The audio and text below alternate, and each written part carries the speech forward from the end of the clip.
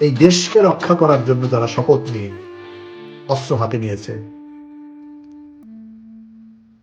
এই পেশায় যোগ দিয়েছে, বিদেশের প্লেন, ট্যাঙ্ক, কামান এসব থেকে তো রক্ষা করা দূরের কথা। আর এই যে জঙ্গি সন্ত্রাসী, এরা এই যে কুড়াল নিয়ে, লাঠি নিয়ে, চাইনিজ কুড়াল নিয়ে হামলা করতেছে, সেটাই তো তারা, সেখান থেকেই তো দেশের মানুষকে তারা, দেশকে তারা রক্ষা করতে পারতেছে না। তো এরা বাইরের কারো থেকে বাংলাদেশকে রক্ষা করবে, এটা আর এই দেশের কোনো একজন মানুষ বিশ্বাস করে? সেজন্যই তো আজকে প্রশ্ন, আমি কয়েকদিন একাধিকবার এর আগে বলেছি, একটা সময় আসবে মানুষের সামনে প্রশ্ন এসে দাঁড়াবে, আমরা এই সেনাবাহিনী কেন রেখেছি? কেন 50-55 হাজার কোটি টাকা খরচ করে আমরা এই সেনাবাহিনীকে রক্ষণাবেক্ষণ করছি? এই সেনাবাহিনী আমাদেরকে কি দিচ্ছে? না এই সেনাবাহিনী আমাদেরকে রক্ষা করতে পারতেছে, না এই সেনাবাহিনী আমাদেরকে শান্তিপূর্ণ বসবাস করার জন্য ব্যবস্থা করতেছে, কিছুই করতে পারতেছে না। তো তাহলে আমরা এই সেনাবাহিনী কেন রাখবো? সেনাবাহিনী নিষ্ক্রিয়তার জন্য পুলিশ নিষ্ক্রিয় হয়ে বসে আছে। আজকে সেনাবাহিনী যখন শক্ত হবে, সমস্ত আইন শৃঙ্খলা বাহিনী অটোমেটিক্যালি শক্ত হয়ে যাবে। কি বলেছে জেনারেল উপেন্দ্র ত্রিবেদী, ভারতের সেনাবাহিনীর প্রধান? আজকে তো ফোন করেছে জেনারেল ওয়াকারকে, স্পষ্ট করে বলে দিয়েছে, তোমরা যদি আমাদের সম্পদ, আমাদের দেশের নাগরিকদেরকে রক্ষা করতে না পারো, আমরা আমাদের সম্পদ এবং নাগরিকদের রক্ষা করার জন্য যা যা করার তাই করব। স্পষ্ট বক্তব্য, হুঁশিয়ারি দিয়েছে। আজকে কোনো মিডিয়া এটা আসবে না। আর জেনারেল ওয়াকার তাকে জানিয়েছে, যে কোনো কিছুর বিনিময় হলো আমরা ভারতের সম্পদ, ভারতের জনগণ যারা এখানে বিভিন্নভাবে কাজ করে তাদেরকে আমরা রক্ষা করব, যে কোনো কিছুর বিনিময়ে। তো মিস্টার জেনারেল ওয়াকার, আপনি ভারতের জেনারেলের ভয়ে, ধমকে আজকে বাধ্য হয়ে তাকে এনশিওর করতে হচ্ছে ভারতের যে কোনো জানমাল বাংলাদেশে অবস্থিত আপনি রক্ষা করবেন যে কোনো কিছুর বিনিময়ে। অথচ বাংলাদেশের মানুষের জানমাল রক্ষা করার জন্য আপনি এরকম ওয়াদাবদ্ধ, প্রতিজ্ঞাবদ্ধ হচ্ছেন না। কত বড় ক্ষতি জেনারেল ওয়াকার আপনি এই দেশের করেছেন। 5ই আগস্ট একটি নির্বাচিত সরকারকে আপনি রক্ষা করতে পারলেন না, রক্ষা করলেন না। ষড়যন্ত্রের সাথে সামিল হয়ে শেষ মুহূর্তে এসে ষড়যন্ত্রের নেতৃত্ব দিয়ে একটি নির্বাচিত সরকারকে, জাতির পিতার কন্যাকে,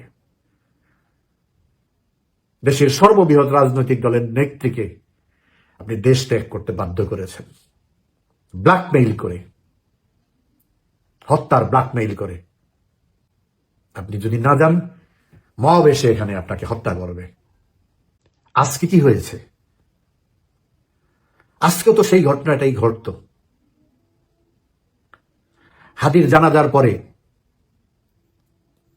উচ্ছৃঙ্খল জঙ্গিরা, সন্ত্রাসীরা সংসদ ভবনে ঢোকার জন্য গিয়েছে কয়েক হাজার। তারা ঢুকতে পারেনি কেন?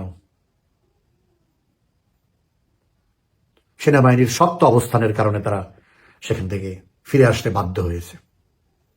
তারা দেখেছে সেনাবাহিনী এখানে শক্ত অবস্থান নিয়েছে। আজকে অনেক বড় জানাজা হয়েছে নিঃসন্দেহে।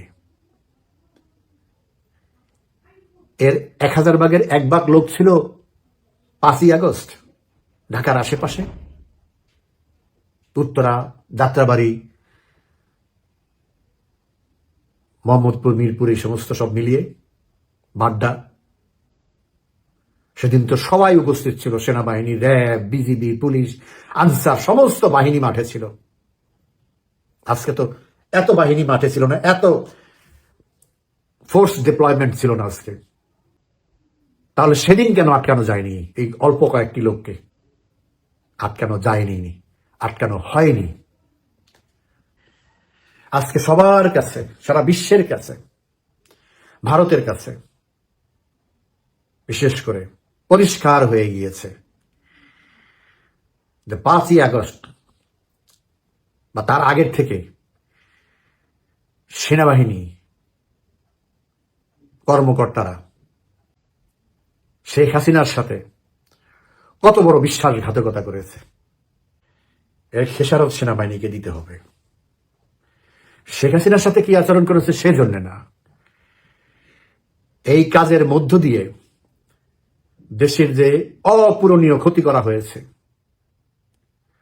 এই যে শত শত মানুষকে হত্যা করা হয়েছে, কোন পক্ষের আমি সেটা বলবো না, সকল পক্ষের, পুলিশ, সাধারণ মানুষ, শ্রমিক, খেটে খাওয়া মানুষ, ছাত্র, সেখানে আওয়ামী লীগ, বিএনপি, বিভিন্ন দলের সব প্রক্রিয়া, সব দলমত নির্বিশেষে সবার কম বেশি লোক ছিল। 5ই আগস্ট করানোর জন্যই তো এই খুন খারাপি এগুলি করা হয়েছে। যেমন আরেকটি ঘটনা ঘটানোর জন্যই হাদিকে হত্যা করা হয়েছে। হাদির মতো একটা উচ্ছৃঙ্খল ছেলেকে আজকে জাতীয় বীর বানিয়েছে। আমাদের জাতীয় কবির নজরুল ইসলামের কবরের পাশে তাকে কবর দেয়া হয়েছে। তার জন্য আবার একদিন জাতীয় শোক দিবস পালন করা হয়েছে। দেশটাকে যেভাবে একটি রক্তাক্ত সংঘর্ষের মুখোমুখি দাঁড় করানো হয়েছে অলরেডি, এর জন্য একমাত্র জেনারেল ওয়াকার দায়ী। জেনারেল ওয়াকার যদি এই ষড়যন্ত্রগুলো না করত, ইউনূস বাংলাদেশে ঢোকার কোনো সুযোগ ছিল না। ইউনূস হইল পরের ব্যাপার। ইউনূস আসলো কিভাবে, ইউনূসের আসার পর তৈরি কে করলো? এই কয়েকজন সেনা কর্মকর্তা, একটা সিন্ডিকেট।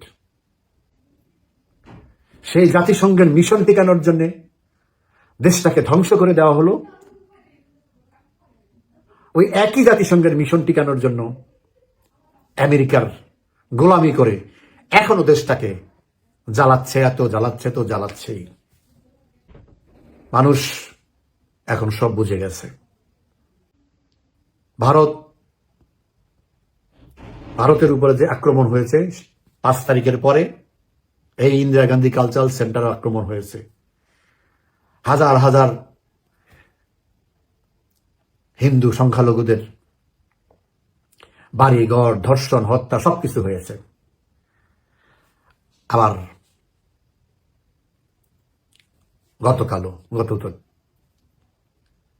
পরশুদিন সেই ঘটনার পুনরাবৃত্তি হয়েছে। আমি দৃঢ়ভাবে বিশ্বাস করি আমরা অচিরেই ভারতের একের পর এক পদক্ষেপ দেখতে পাব, এবং ভারত কোনো অবস্থাতেই এই ঘটনাকে বিনা কৈফিয়তে পাশ কাটাবে না। এর বিরুদ্ধে তারা ব্যবস্থা নিবেই। আর যে জঙ্গি, যে ফ্রাঙ্কেনস্টাইন তৈরি করেছে জেনারেল ওয়াকাররা, এরাই তাদের জন্য কাল হয়ে দাঁড়াবে। অলরেডি দাঁড়িয়ে গেছে। আগামী কয়েকদিন এদের সেই উন্মত্ততা জাতি আবারও দেখবে। দেশকে যে কোথায় নিয়ে যাবে, দেখ আল্লাহ মাহবুদই জানে।